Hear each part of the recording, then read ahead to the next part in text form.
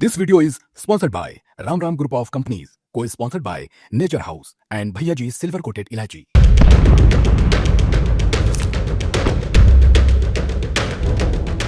ये युद्ध यहाँ पे खत्म हो गया कि ये पिक्चर अभी बाकी है? ये अभी जिसको कहिए इंटरवल समझिए, हाँ। अभी बाकी है फिल्म, और अभी मैं समझता हूँ पूरी फिल्म बाकी है। बहुत थोड़ा सा भी ये हुआ है। अमेरिका और इजराइल, इन दोनों को अगर आप देखें तो ये दोनों वो हैं जिन्होंने आतंकवाद को पूरी दुनिया में परोसा है।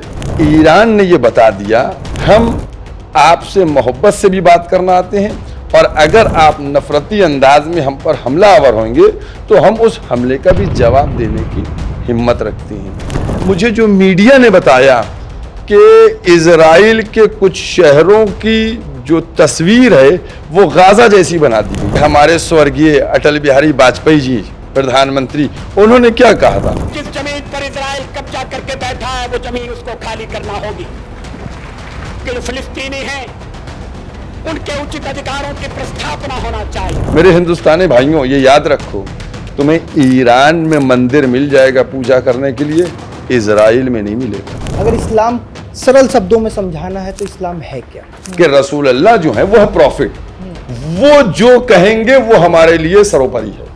हर मुसलमान आतंकवादी नहीं होता, ये सच है, लेकिन हर आतंकवादी मुसलमान होता है, ये भी एक सच है। जिस तरीके से तालिबान इस्लाम को पेश करता है, जिस तरीके से अलकायदा ने पेश किया, जिस तरीके से ISIS इस्लाम को पेश कर रहा है, जिस तरीके से पाकिस्तान में पेश किया जा रहा है लश्कर तैयबा, ये कोई इस्लाम के फॉलोअर नहीं है। एंटी इस्लाम, एंटी कुरान, एंटी रसूलुल्लाह सल्लल्लाहु अलैहि वसल्लम, ये लोग काम करते हैं। इसी में एक वर्ड आ जाता है सरतन सुजुदा, फिर उसको कैसे लिया जाए? तो जो सर से तंत्र की जुता की बात करे वो एंटी इस्लाम है। एक बार फिर आप सभी का स्वागत है बतकही चौक पे। बतकही चौक पे आज बतौर मेहमान मौलाना सैफ अब्बास साहब हैं। बहुत बहुत स्वागत है आपका। शुक्रिया। आज का जो मुद्दा है वो पूरे विश्व के लिए बतकही का मुद्दा हो रखा है। हमने सोचा इस मुद्दे पे किसी ऐसे शख्सियत को बतौर मेहमान बुलाया जाए जो इस मुद्दे को बहुत बेहतर से हमें समझा पाए। मुद्दा है ईरान इजराइल वॉर। युद्ध चल रहा है, लेकिन सीज फायर हो गया, युद्ध विराम हो गया, लेकिन ये युद्ध यहाँ पे खत्म हो गया कि ये अभी पिक्चर अभी बाकी है? नहीं, बिस्मिल्लाहिर्रहमानिर्रहीम, ये अभी जिसको कहिए इंटरवल समझिए, हाँ। अभी बाकी है फिल्म, और अभी मैं समझता हूँ पूरी फिल्म बाकी है। बहुत थोड़ा सा भी ये हुआ है। ये जो 12 दिन का हुआ है, ये स्टार्टिंग थी, यूं कहा जाए। ये एक तो अभी ट्रेलर हुआ है, अभी फिल्म बाकी है, क्योंकि जिस तरीके से इजराइल उस पूरे खित्ते को कैप्चर करना चाह रहा है, अभी अगर आपने देखा होगा तो वो पता नहीं कहाँ तक ये भी मैं मिला लूँ और उसको भी मैं ले लूँगा और इसको लेके वो अपने को विस्तार करना चाह रहे हैं। तो मैं समझता हूँ ये उनकी जो बदनीयती है इसका जवाब अभी देंगे। ईरान शुरू से है इनके खिलाफ, और दूसरे मुल्क भी अभी आ जाएंगे, जैसा कि आपने अभी देखा कि सऊदीया ने भी इनकी निंदा की, और दूसरी कंट्रीज जो हैं, पाकिस्तान है और जो कंट्रीज हैं, उन्होंने इसकी निंदा की है। जिस तरीके से अमेरिका इस बार इजराइल के साथ खुल के था, हर एक स्टेप पे बयान देना ट्रंप का, लेकिन ईरान के लिए देखा जाए उस तरीके से कोई स्टेटमेंट या हेल्प देखने को नहीं मिला।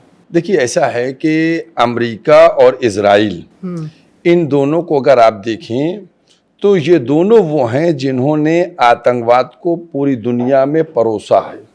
मैं माइक के ऊपर कह रहा हूँ, कैमरे के सामने कह रहा हूँ।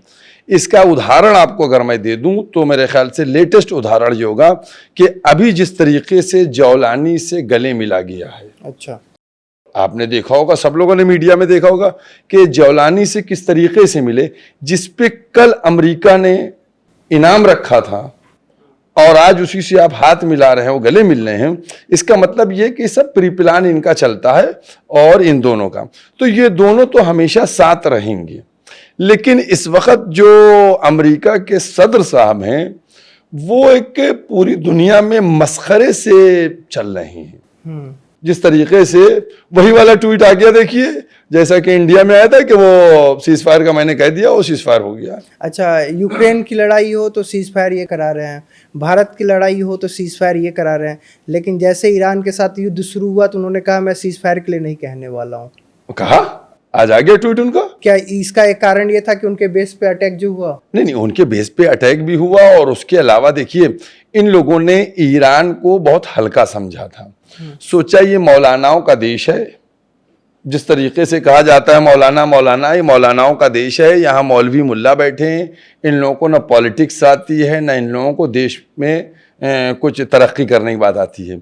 लेकिन ईरान ने ये बता दिया कि हमारा जो पैगाम धर्म का और शिक्षा का और अमन का और शांति का रहता है, उसी के साथ साथ हमारा तमाम प्रोग्राम चलते हैं। हम आपसे मोहब्बत से भी बात करना आते हैं, और अगर आप नफरती अंदाज में हम पर हमलावर होंगे तो हम उस हमले का भी जवाब देने की हिम्मत रखते हैं।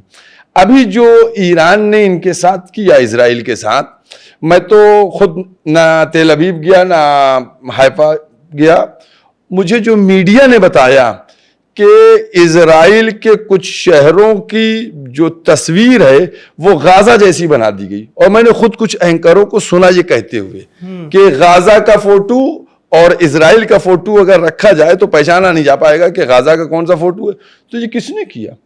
वो इजराइल जो अपनी कुव्वत पे नाज करता है, उस इजराइल को किस तरीके से घुटनों पे झुका दिया।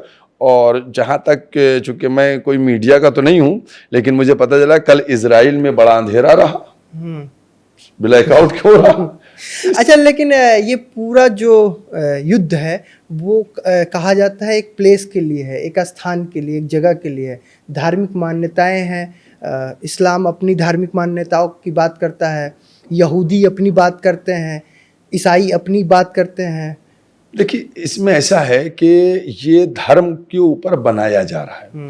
जैसे कल एक दो चैनलों पे मैंने डिबेट को सुना, उसमें यहूदी और इस्लाम और शिया और सुन्नी सब किया जा रहा था कि साहब वो शिया कंट्रीज हैं, वो सुन्नी कंट्रीज हैं, वो उनके सपोर्ट में नहीं। ऐसा कुछ नहीं है। देखिए, आप सब जानते हैं, ये पूरी हिस्ट्री जानती है, और खुद मैं आज के दौर के लिए अगर ये कहूं कि हमारे स्वर्गीय अटल बिहारी वाजपेयी जी प्रधानमंत्री, उन्होंने क्या कहा था? उन्होंने कहा था कि जो इजराइल ने जगह कब्जा की है वो छोड़ना पड़ेगा, उसे खाली करना होगा। हम इनको देखिए, इस्लाम ऐसा धर्म है कि अगर आप निष्पक्ष उसको देखिए तो हर धर्म, मैं किसी धर्म के ऊपर टिप्पणी नहीं, हर धर्म ये वो मानवता और इंसानियत का धर्म वो पाठ देता है।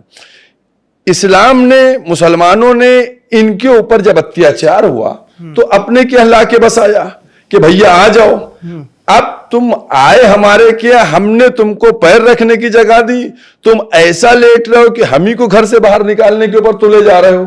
तो अब ऐसा तो नहीं चलेगा ना। तो यहां धर्म की लड़ाई नहीं है। अगर ये अपनी सीमित जो जगह है, भैया अपना विस्तार करना चाह रहे हैं, ये गाजा में भी चाहते हैं, ये फिलिस्तीनियों को रहने नहीं देना चाहते, उन पे अत्याचार करते हैं। भाई कोई चीज छुपी हुई नहीं है। आज के दौर में मीडिया का दौर है, जमाना है, हर तरह के लोग वहां मौजूद है, देख रहे हैं। तो इसको ये कुछ लोग धार्मिक बनाकर पेश कर रहे हैं।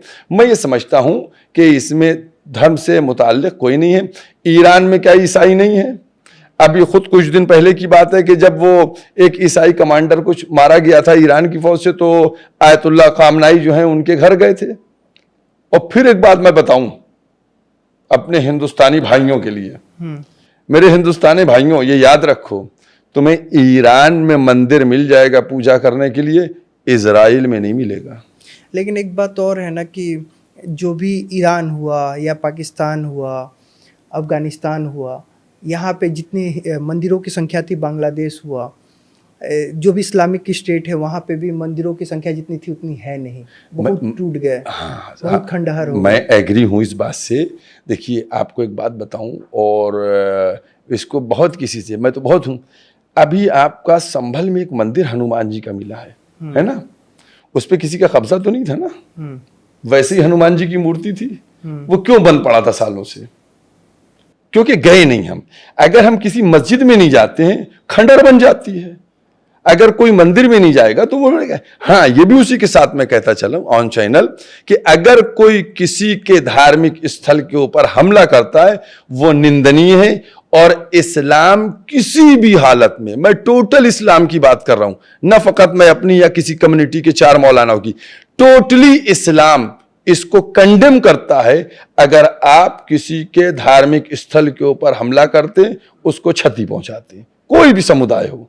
ये नहीं कि मुसलमान मंदिर तोड़ सकता है, हिंदू मस्जिद नहीं तोड़ सकता, नहीं, मुसलमान मंदिर भी नहीं तोड़ सकता है, हिंदू मस्जिद भी नहीं तोड़ सकता। देखिए, बहुत अब चूंकि ये टॉपिक जो भी हमारे ऑडियंस हैं उनको भी जानना चाहिए और मैं भी जानने का इच्छुक हूँ। अगर कोई छोटा बच्चा 5 साल के बच्चे को या अबोध व्यक्ति को अगर इस्लाम सरल शब्दों में समझाना है तो इस्लाम है क्या? इस्लाम बहुत सरल शब्दों में है। इस्लाम यह है कि इंसान के साथ अच्छा सलूक तुम पेश करो, ठीक है। मरने के बाद भी इस्लाम की आपको शिक्षा बता दूं आपको, देखिए हम लोग नॉर्मली जो है जब कोई हमारे सामने भारी आदमी आता है तब हम उठ के उसका स्वागत करते, नहीं, इस्लाम ने कहा है कि अगर कोई अर्थी जा रही है तो तुम उठो कि जाए। अगर तुम किसी बीमार के पास जा रहे हो उसका हालचाल पूछने के लिए तो तुम इतनी कम देर रहो उसके पास कि उसको जो तकलीफ तुम्हारी वजह से हो रही है वो ना करे, फ्री हो जाए। मतलब हम जाएं 1 घंटा ना बैठे उसके पास, बल्कि 2 मिनट बैठे ताकि वो जिस तरीके से अपना कंफर्टेबल हो, क्योंकि मेरी वजह से हो सकता हो कुछ वो प्रॉब्लम में आ गया हो, क्या पता हमारी वजह से वो जल्दी रिकवर भी कर जाए। हम उसकी सेवा करें तो। नहीं, सेवा करना अलग बात है। हम किसी को देखने, वो सेवादार अलग होते हैं। किसी की हम इयादत को जाएं, पूछने के लिए जाएं, अगर अस्पताल फॉर एग्जाम्पल, तो हम 1 घंटा बैठ के उससे बातें नहीं करें, ठीक है। हम उसके पास इतना नहीं, क्योंकि उसको क्या चीज कंफर्टेबल है उसको हम देखें। हमारा बैठना हो सकता हो उसको अच्छा ना लग रहा हो। लेकिन इस्लाम का 2 नजरिया भी है, एक शिया एक सुन्नी, दोनों में अंतर क्या है? देखिए, शिया सुन्नी में अंतर जो है वो आपको सरल शब्दों में बता दूं। अब आपने ऐसी बात छेड़ी है, शिया भी और सुन्नी भी हैं, और बल्कि और भी मसलक हैं, हनफी हैं, देवबंदी हैं, बरेलवी हैं, अहले हदीस हैं, बहुत से हैं। जो शिया हैं उन्होंने रसूल इस्लाम हज़रत मोहम्मद मुस्तफ़ा सल्लल्लाहु अलैहि वसल्लम आज से 10 दिन पहले मुसलमानों की सबसे बड़ी ईद थी। अच्छा, ठीक है। ये आज बकरीद की जो तारीख है, इससे इन्हीं 18 बकरीद, जिसको हम लोग ईद गदीर मनाते हैं, ये जो बकरीद होती है उससे 8 दिन बाद आती है। ये पूरे इस्लाम की सबसे बड़ी ईद है, इसको बड़ी ईद कहा गया है। ईद जो सिवैयों वाली होती या बकरीद जो गोश्त वाली होती, इसको बड़ा नहीं कहा गया है, ठीक है। इसे क्यों बड़ा कहा गया? हाँ, इसको बड़ा क्यों कहा गया? इस दिन इस्लाम कंप्लीट हुआ था। जो इस्लाम के मैसेजेस थे वो अपने प्रॉफिट के ऊपर लास्ट मैसेज उस दिन आया था, और उस दिन के लिए कुरान में आवाज दी गई है को 5वां सूरा है, सूरह मायदा, और उसकी 3री आयत है कि आज हमने दीन को मुकम्मल कर दिया, यानी धर्म आज तुम्हारा कंप्लीट हो गया। इसके, ठीक है, इस दिन के बाद जो ईद हुई है, ये हज से लौट रहे थे। 9 तारीख को हज करके, 10 तारीख को हज करके, 12 तारीख को जब वहां से मक्के से चले रसूलुल्लाह सल्लल्लाहु अलैहि वसल्लम, तो 18 को इस पॉइंट पे पहुंचे जिसको गदीर का मैदान कहा जाता है। यहां से पब्लिक डाइवर्ट होती है, कोई मिस्र जाती है, कोई शाम जाती है, और कोई इराक जाती है, कोई अरब अजाम जाती है, सब डाइवर्ट होती। तो उस कॉर्नर पे अल्लाह के हुक्म से रोका रसूल इस्लाम सल्लल्लाहु अलैहि वसल्लम ने, और वहां पर आपने ऐलान किया कि अब हम तुम्हारे पास ज्यादा दिन रहने वाले नहीं हैं, हम जाने वाले हैं, लिहाजा हम तुमको बताए जाते हैं कि हमारे बाद ये हमारा जानशीन वजीर खलीफा हजरत अली अलैहिस्सलाम, जो रसूलुल्लाह के चचाजाद भाई भी थे, रसूलुल्लाह के दामाद भी थे, और उनकी जो पूरी जिंदगी है उसको कोई भी किसी भी कम्युनिटी का हो, मैं ऑन माइक और चैनल कह रहा हूं, कैमरा कह रहा हूं, किसी भी कम्युनिटी का आदमी देख ले, बिल्कुल एकदम रोशन है सूरज की तरह, कि उन्होंने किस तरीके से उन्होंने इस्लाम की खिदमत की। तो रसूलुल्लाह ने इनको कर दिया था। एक सेकंड, अभी वो फर्क आपने जो पूछा वो रह जाए, थोड़ा सा मैं डीप में इसलिए जा रहा हूं चूंकि जो चीज कंट्रोवर्सी होती है उसको डीपली बताना चाहिए ताकि कोई ऑब्जेक्शन ना करे कि मौलाना साहब ये गलत बोल गए, हाँ गलत आ रहे। तो ये रसूलुल्लाह ने इस दिन ये ऐलान किया, इस दिन दीन इनका जब ऐलान हो गया तब का आज दीन कंप्लीट हो गया, यानी अपने बात का जो है वो भी आज मैसेज पूरा, हाँ मैसेज पूरा हो गया। अब उसके बाद जब 80 दिन बाद 70 दिन बाद रसूलुल्लाह जो है वो शहीद कर दिए गए। जब शहीद हो गए तो जिन लोगों ने शहीद किया था उन्होंने अपने आदमी को आगे बढ़ाकर कहा ये खलीफा है। रसूलुल्लाह हजरत अली को कहे गए थे, इन्होंने कहा ये खलीफा है। बस यहीं से शिया सुन्नी चल गई। अच्छा, शिया वो हैं जो रसूलुल्लाह की बात को मानते हुए हजरत अली को खलीफा बनाते हैं, और सुन्नी वो हैं कि जो रसूलुल्लाह की बात के इनकार करते हुए किसी दूसरे को खलीफा मनिया बनाते हैं। ये पूरी हिस्ट्री है, ये मैं चैलेंज ऑन कैमरा और माइक चैलेंज कर रहा हूं कि ये पूरी हिस्ट्री से कोई भी अलग नहीं हो सकता। तो इसी में सुपीरियर की बात होती है कि मैं बड़ा तुम बड़े, बड़ा कोई भी नहीं है, ना हम बड़े ना तुम बड़े, दोनों मैसेज को फॉलो कर रहा है। नहीं, हमने तो बता दिया ना कि रसूलुल्लाह जो है वो है प्रॉफिट, वो जो कहेंगे वो हमारे लिए सर्वोपरि है। अच्छा, हम इतने देर से इस्लाम बात कर रहे हैं, लेकिन आज की जनरेशन, खासकर वो लोग जो सोशल मीडिया के आसपास ज़्यादा रहते हैं, इस्लाम शब्द आते ही एक जो शब्द आता है पूरक, वो आतंकवाद आता है। हर मुसलमान आतंकवादी नहीं होता, ये सच है, लेकिन हर आतंकवादी मुसलमान होता है, ये भी एक सच है। अभी जो ज्योति मल्होत्रा पकड़ी गई है पाकिस्तान को सपोर्ट करते हुए, क्या वो मुसलमान थी? नहीं थी।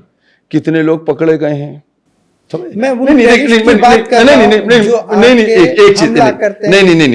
नहीं, उसमें भी है, देखिए उसमें मालेगांव का भी मामला है, उसमें प्रज्ञा साधु प्रज्ञा के खिलाफ क्या हुआ, एनआई ने क्या, आपको मालूम है कि क्या डिमांड की है, उनके लिए कौन सी सजा मांगी गई है? देखिए ये चीज गलत है। आजकल जो सोशल मीडिया है इसका सही उपयोग भी हुआ है और दुरुपयोग भी हुआ है, ठीक है, ये आप भी मानते हैं। एक सिस्टम है जो दुरुपयोग कर रही है, एक सिस्टम है जो इसका सही प्रयोग किया जा रहा है। ये दुरुपयोग में है कि किसी चीज को भी आप ट्रेंड करा दीजिए, कुछ भी करा दीजिए, आज आप देख लीजिए, जिसको दिल चाहे अगर बड़ी परसेंटेज ट्रेंड करने लगे तो वही जो है मुसलमानों के साथ अन्याय हुआ है, समझ गए? क्योंकि आतंकवाद का धर्म नहीं होता, ये सब मानते हैं, सब कहते हैं, लेकिन उसके बाद इस तरीके की बात करना मैं समझता हूं ये अन्याय है। अब जो नई जनरेशन है, क्योंकि ये सोशल मीडिया से करीब रहती है, वो जिस चीज़ को देखती है कि यही सही है, बहुत सी चीज़ खुद इस्लाम के बारे में मुसलमानी गलत पेश कर देते हैं।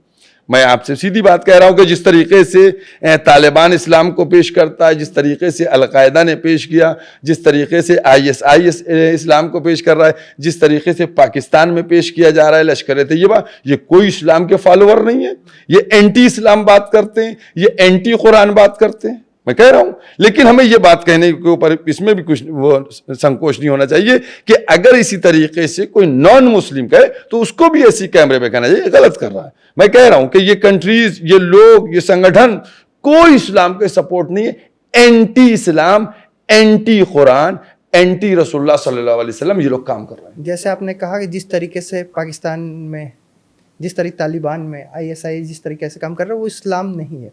ऐसे ही दोहरा मतलब निकाला जाता है, एक वर्ड आता है बार बार इस्तेमाल होता है, काफिर।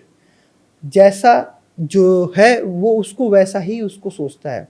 अब काफिर का असली शाब्दिक अर्थ कुरान में क्या है, और काफिर आज कई तरीके से लोग कह रहे हैं, कई लोग कह रहे हैं, अभी में एक रील वायरल हो रहा था सोशल मीडिया पे जिसमें कहा जा रहा था जो मूर्ति पूजा करता है वो काफिर है। काफिर का असली शाब्दिक अर्थ क्या है? हाँ, देखिए आजकल आप लोगों को प्रॉब्लम नहीं होना चाहिए। सबसे पहले ये काफिर का लफ्ज़ जो आप जानिए ये है का, ये किस लैंग्वेज का है, समझ गए? इसको आप सब आजकल तो ये भी आसानी, कुछ मैंने कहा अच्छाइयाँ नहीं है, गूगल पे सर्च कीजिए, ठीक है। लेकिन गूगल पे आपका सच भी आपका सच है, हमारा सच भी हमारा सच है। काफिर का मतलब क्या है? आप नहीं, आप इससे क्या अर्थ समझते हैं काफिर से? ये मैंने कहा ये अरबी है, इसके माने आप क्या समझते हैं? अब मैं बता रहा हूँ आपको। देखिए हम ये कहते हैं कि अल्लाह एक है, ठीक है। हमारा जब इस्लाम शुरू होता है तो हम कहते हैं ला इलाहा, अल्लाह नहीं है इल्लल्लाह, सिवाय अल्लाह के। हम कहते हैं अल्लाह एक है, भगवान एक है, ठीक है। आपने इसको कह दिया, इसका इनकार किया, आपने कहा भगवान का है?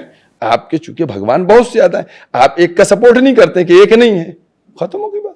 इनकार करने को लफ्ज काफिर कहते हैं। हम तो कहते हैं ईश्वर एक है, रूप अनेक है। नहीं, देखिए अब वो लफ्ज चेंज करने की बात नहीं, मैं लफ्ज काफिर की बात कर रहा हूं। ये अरबी का लफ्ज है, इसके माना होते हैं इनकार करना, बस इतना समझिए। अब वो रूप अनेक और ये सब जो हम डीप में जाएंगे नहीं, आपने लफ्ज काफिर के माना पूछे, काफिर का मतलब इनकार करना। तो मूर्ति पे तो काफिर मतलब इनकार, लेकिन यहाँ पे काफिर को गलत तरीके से भैया तो अब हम किसकी जिम्मेदारी लें?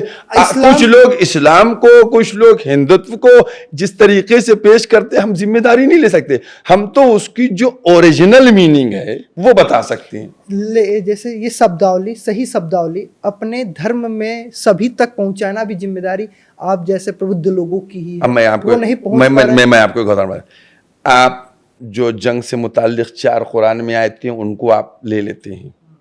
मैं नॉन मुस्लिम की बात आपसे मुराद कर रहा हूँ, और इसको हमारा नॉन मुस्लिम खास गौर करके सुने। नॉन मुस्लिम की बात होती, वो जंग की बात होती है, एक काफिर वर्ड को आप जैसे ले लेते हैं, इस तरीके को लेते हैं। उसी कुरान में ये भी तो है कि हमने पूरी दुनिया के लिए रसूल को रहमत बना के भेजा, तो दुनिया में आप नहीं आएंगे क्या? नंबर 1 बात। उसी कुरान में यह भी तो है कि अगर किसी ने एक व्यक्ति, मुसलमान का वर्ड यूज नहीं हुआ है, अगर एक व्यक्ति को मारा तो उसको भी सजा मिलेगी। अब चाहे हिंदू को मारा या मुसलमान को मारा या शिया को मारा, सुन्नी को मारा, तो उसी में जो मानवता को बचाने की बात की जा रही है, ये नहीं दिखाई देता आप लोगों को? ये भी तो देखिए ना कि सबके लिए है, सबके लिए हम कहते हैं, हम ये नहीं कहते कि इसी मुसलमानों के लिए है। तो इसीलिए मैं कहता हूं कि आप ये असल में जो आज का दौर है ये पॉलिटिकल बन गया है। पॉलिटिकल पे मैं आऊंगा, लेकिन इसी में एक शब्द जोड़ लो, इसी में एक वर्ड आ जाता है सरतन सुजुदा, फिर उसको कैसे लिया जाए? अरे मैंने आपसे कहा तो अभी आपकी कुरान की बात आपके सामने कही कि कुरान कहता है जिसने एक व्यक्ति को मारा उसने पूरी मानवता को मारा, उसको छोड़ा नहीं जाएगा। तो जो सर से तंत्र की जुता की बात करे वो एंटी इस्लाम है।